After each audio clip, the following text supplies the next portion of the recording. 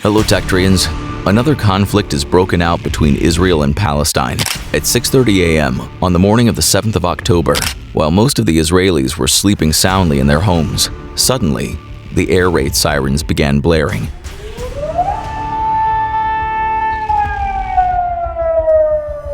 In short, while thousands of rockets were fired at Israeli cities, Israeli Defense Forces estimate that 2,200 rockets were fired. However, the group Hamas claims that 5,000 rockets were fired.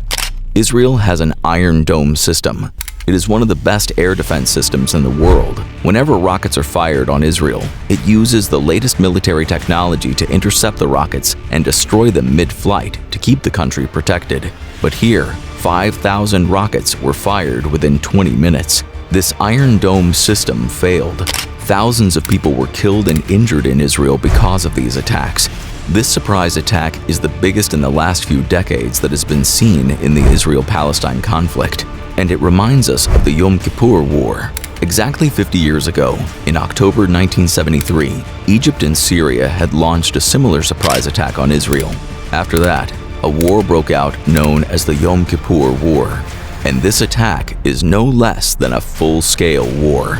In addition to the rocket strikes, Hamas launched a multi-pronged attack from the ground, sea, and air. The boundary wall on the Israel-Gaza border was broken down by a bulldozer. Many Palestinians were seen entering Israeli territory, some on motorcycles, some using motor-powered hand gliders to enter Israel through the air. Apart from this, Hamas also attacked Israel from the sea using speedboats. Many events took place within a day. A military base on the Israel-Gaza border was also attacked. An Israeli tank was captured. Many Israeli soldiers were captured and held hostage by the Hamas group, and the Israeli villages and cities on the border were infiltrated by armed Hamas. Many innocent civilians have been killed here. Many are being held as hostages, and Israel has declared a state of war in response. The Israeli military carried out airstrikes in Gaza, in which thousands of Palestinians were killed or injured. Let's take a look at the map to understand the context of this situation. Israel and Palestine are located in the Middle East. In the north is the country of Lebanon. In the northeast, there is Syria. In the east, there is Jordan. In the southwest, there is Egypt. And in the west is the Mediterranean Sea. If you zoom in on both countries, the area in the middle is the country of Israel, and the territories of Palestine are divided into two parts. One is in the region of the West Bank, which is in the west of Jordan, and the other is in the Gaza Strip, which is in the southwest of Israel and borders Egypt. There are many Israeli settlements in the Palestinian territory of the West Bank. They are under Israel's control and are considered illegal by the United Nations and many other countries. The Palestinian territories in the West Bank are administered by Palestinian authorities under the control of Fatah, a political party. On the other hand, the Gaza Strip is controlled independently by Hamas. There has been a separate conflict between Fatah and Hamas historically. Hamas is an extremist Palestinian organization which is considered a terrorist organization by most countries. Canada, the European Union, Israel, Japan, Australia, the USA, and the UK designate Hamas as a terrorist organization. On the other hand, it is not considered a terrorist organization by Brazil, China, Egypt, Iran, Norway, Qatar, Russia, Syria, and Turkey. There are also some countries that consider only Hamas's military wing as a terrorist organization, like New Zealand and Paraguay. This is geopolitically relevant because you will see how differently these countries are reacting to the current situation.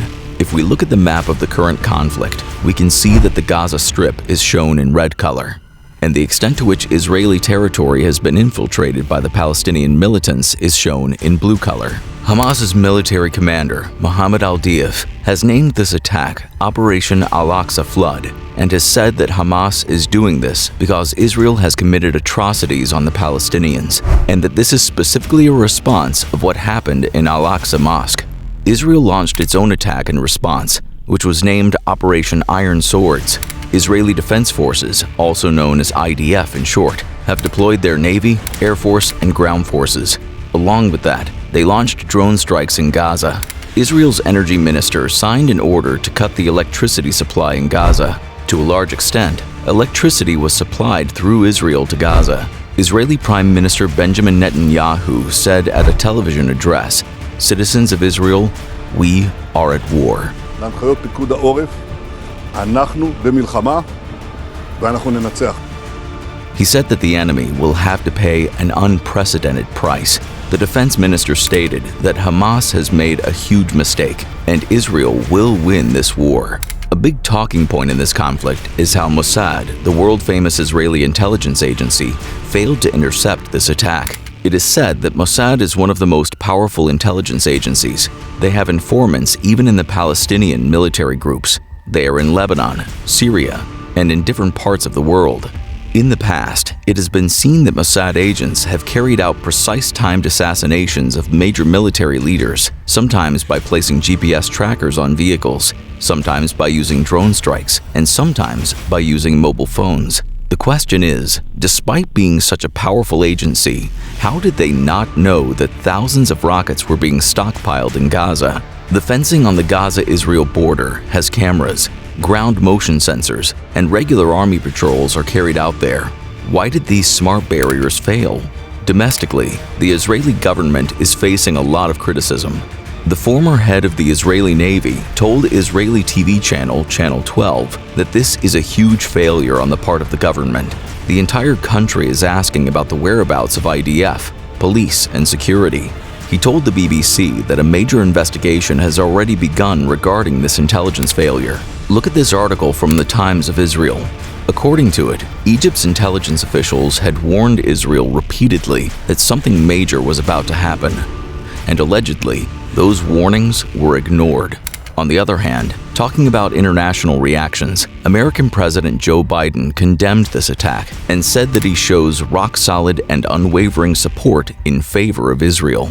The foreign policy chief of the European Union also said that he strongly condemns this attack and says that, according to international law, Israel has the right to defend itself.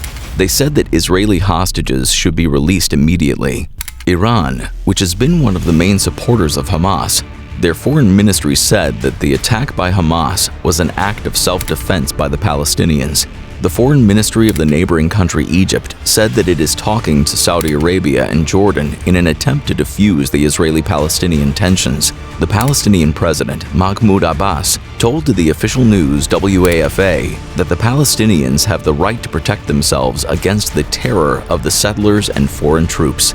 As I said, he is from the Fatah party, which governs the West Bank, and historically, there have been conflicts between Fatah and Hamas. On one hand, there are people who want complete eradication of Palestine. They celebrate the attacks on Palestine, saying that none of them should survive, without thinking about the common Palestinians and what they are going through. On the other hand, there are people celebrating Hamas. They are happy to see Israel being attacked. They want Israel to be destroyed, and that Israel should not exist as a country. When you come across such comments on social media, remember that you are a human being, not a vampire thirsty for blood. Warmongering is very easy when you're sitting far away. But think about it. If you were in the midst of this war, think about what the ordinary Israeli and Palestinian families are going through for life to come to a halt and to live in fear that a rocket might hit your building at any moment. Israel is also trying to show that they are carrying out their counteroffensive responsibly. Recently, there was an airstrike on a 14-story building in Palestine. But before the airstrike, Israel had issued a 10-minute warning so that the people living in the building should evacuate it before the bomb could hit it. Such warnings have been given before, like the warning given to Fatima Bashir's family before the Israeli airstrike in May this year. Or in August 2022, a 15-minute warning was given to Gazans before an Israeli airstrike. Although Israel claims this, the truth is that in Israeli airstrikes, many Palestinian civilians have been killed. We hope that there can be a long-standing peace between these two countries, but looking at the current situation, it seems that this war is going to continue for a long time. I would suggest that you understand the historical context of the conflict between Israel and Palestine, and raise your voice by commenting whom you support and why.